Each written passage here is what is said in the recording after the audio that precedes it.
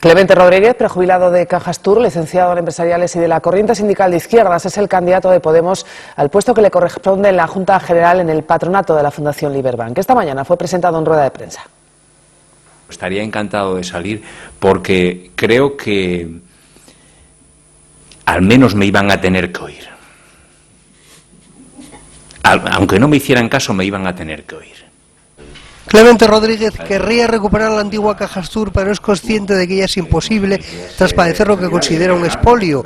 Lo que promete, si su candidatura avalada por Podemos es aprobada el viernes en la Junta General, es defender en la Fundación Liberbank los intereses de Asturias.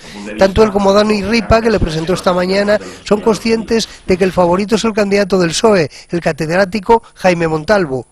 Entre hoy y el viernes, Manuel Menéndez va a coger el teléfono y va a presionar de todas las formas posibles a todos los partidos políticos y especialmente a los que tienen deudas con Liberbank. Nosotros ayer devolvimos 2,8 millones de euros de la última campaña electoral, pedidos a la ciudadanía, porque decíamos que no queríamos endeudarnos con los bancos, sino con la gente.